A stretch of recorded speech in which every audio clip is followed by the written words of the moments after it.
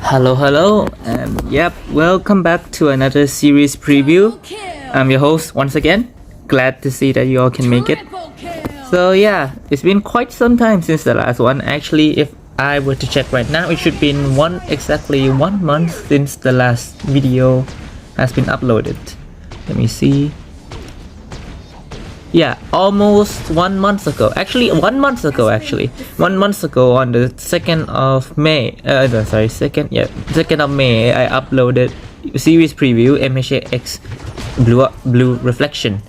Now then, this video is probably gonna come out later than that, but since I got nothing better to do than record this on the exact same day, so pre-recorded video. What do I want to say for this one? The series. So as you may or may not guess, the current series that I'm working on right now is Izumi as part of Alice. She is part of the 13 Flame Chasers, or you can call them Fire Moths. Fire Moths in this case are a group or an organization from Honkai Impact from the previous era, and you have met them through Elysian Realm. Now then, before you get confused on, that doesn't make sense. Honkai as a whole, if you haven't played the game, the lore is really complicated.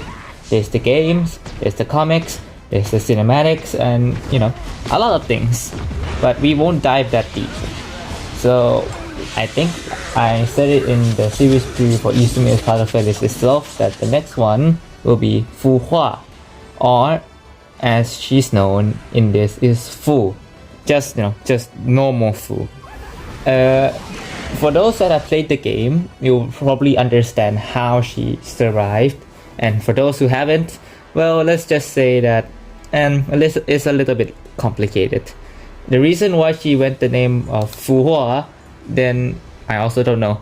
It's been like 1 year since I opened up the game. The last time I played was before Herschel Cruz came out, and before, I think it was Susan or Li Suya.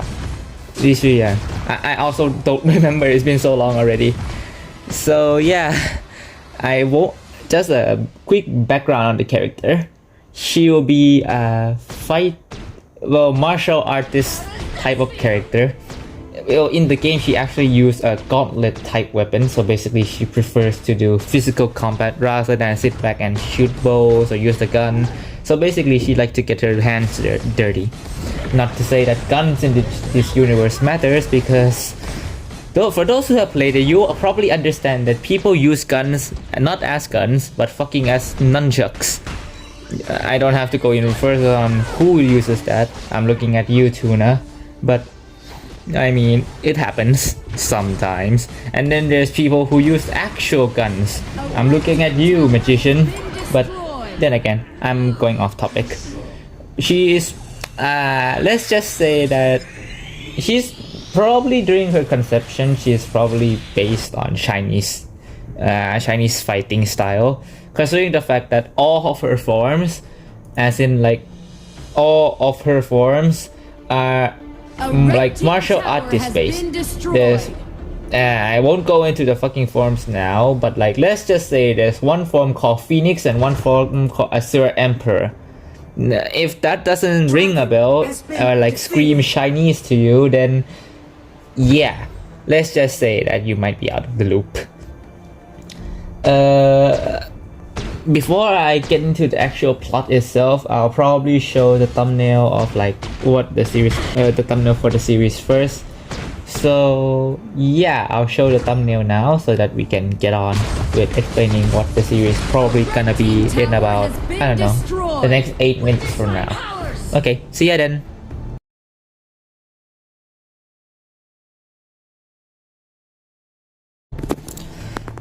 So this is gonna be really difficult to explain, considering the fact that we're only using the Fire Moss version of Fu Hua. Well, starting off from the Fire Moss edition, trying to work up to the current timeline of Fu Hua. So from what I understand, and this is just me being blunt because I haven't read anything just yet, let's just say that she is really fucking old. I think as old as Kevin is, as old as Kevin, or yeah, I think she's as old as Kevin. About like 50,000 years plus. So yeah, I think her origin dated back way farther than Kevin, considering the fact that one of her forms, the Assyrian Empress, or let's just say Asur Imperia and Phoenix, shows us a way farther back state before she joined Fire Moth. And then there's the time in the current era where Otto shoots her in the head while she's in her Shadow Knight form. And if you have seen the cinematic Shattered Samsara, where she's basically become Heresy of Sentitian, then her memories are a little bit complicated. You see Kelvin and Dr. May, which is from the old era of humanity. But then you also see some of her old friends, like from her time. So Fuxi, Nuva, Li Sushang, and and there's more. And then there's Himiko from the old era as well. It's a little bit complicated, like about like how or when she joined Fire Moth, but it should be after the 7th eruption. This is just I'm just guessing, because like I have a Fu as a character for like what's it called, during the Fire Moth age. She's a little bit weird to explain. The only information that we have about her during the old era is in Elysian Realm, and that's only part of her memories, and her memories is only 10 parts. She didn't die, so it's safe to say that she lived the same way as Kevin, like I said before. So for the plot, it will probably be a quirkless Izumi type story. Sorry if this sounds like not constructive or like dialogue. This is just me splitting what up, like the first draft, and then I'll finalize it later when the story come out. Since she will be quirkless, it does line up with her character a bit, as in she's always using martial arts. Well, in game she uses hands, fists, knuckles, and also she kicks enemies. Well, aside from one form, and I'm just gonna exclude that for now because I'm just gonna pretend that it doesn't exist until we get to that point. So yeah, it does really line up with the quirkless idea. You could make a point that all of the Fire Moth characters can be used as quirkless.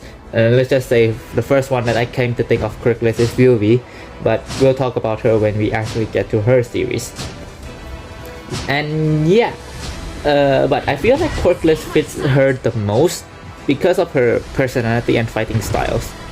Not to say that it doesn't make sense later on, considering the fact that Phoenix can literally shoot fireballs out of her hand, Asura Imperia can just create fucking mountains with just a piece of a drawing, and Senti can just create a realm of her own, shatter it, and deal fuck ton damage.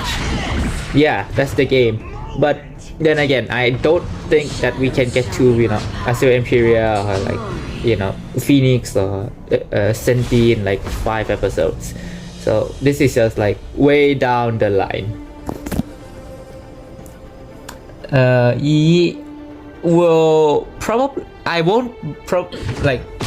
Let's just say that for Pardo's story, I mentioned a lot for like, I used the name of other flame chasers to emphasize that she's all alone, because in her rank, she's ranked 12.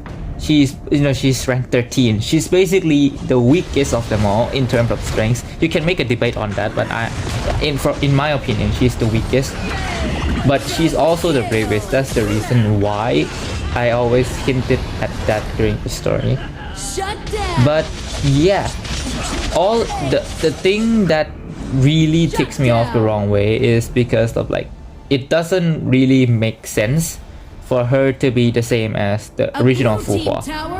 It should be should just be separate in my opinion, but we will have to see what kind of tweaking I do in the final draft. Maybe I just change it to that she's just a normal girl, so she doesn't have to be over like 50k years old.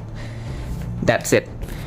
The other thing that I really want to mention now before I gonna move on with probably the lore and the plot and the setting is that Senti will probably be an add-on quirk later on, considering the fact that Herrscher cores and Honkai won't be in and Honkai energy won't be like a complete staple of this story, like these stories as a whole. It will be more of like a hey, this exists, but like doesn't really play a major role. Well, in part though, it will play a major role down the line, but this one it just like will take the back seat. So Senti will just probably be a quirk that she gets later on that causes her to have two personalities in herself. Well, it's already a hard topic to do that because Fu lost I think she was called Hua. I also don't know. So basically she lost her memories during the time that she is in the present era. So she doesn't even recall what her past errors are until like later on when she met Senti. So it's gonna be a really difficult story to draft up later on down the line, but it should be fun nonetheless. For the plot, it should be right before the start of it should be right before UA. As in, the first 2 episodes will be exploration outside of UA. So it will be a choice whether of she's becoming a hero or choosing to join her or just choosing to train on her own and be a vigilante. That's what I have in mind. Reason that I don't picture her as a villain is because that she doesn't play the villain role as good as someone else from the Fire Moth. I'm just gonna name drop it now. Basically Mobius, Calpus, or you can make a case like Apollonia can be a better villain than her. That's just from me reading the picture. Her character as a whole doesn't fit a villain character, but she's a soldier. To quote a comment that I read and to quote her personality from my opinion, she's a soldier who will follow down a path even though there's no goal or objective. She's a one-man. She's a straightway ideal. So it will be hard for her to write her as a villain, but when she acquires Senti, it will be easier to sort of like let her have that dilemma inside herself of like, should I let the being known as Senti, the Herrscher, take over her body and do whatever she wants, or does she want to keep her body to herself, basically stay in control, while keeping Senti locked up, knowing how painful it is that she have to be the person who keep this being locked up and bay inside of her own mind. It can be, if you take into the concept of physics, it can be, diverted into different ways, and also they will be discussed later on down the line. What else do I want to add? Yeah. I think this should be the final thing that I want to add is relationship status. I don't think this one will have a ship either. For Pardo, I'm already up in the air of like who I'm gonna ship her with, but I highly doubt I'll ship Fuhua with someone else. Like, not that she's, not that she's, not worthy of any man, but considering her personality, nobody in their right mind would really want to be her boyfriend. But then again, we'll just have to see, because this story is just in the draft. As of me recording this, this is just Slayer is pushing. This is just the final draft. Before I get into the first episode, and this is only on the 3rd episode, should be out after the 3rd episode, so I still have a lot of time to think how I want to shape up this story. So yeah, overall it should be pretty interesting, and I should see you all in the actual episode itself. See you all then. Bye bye.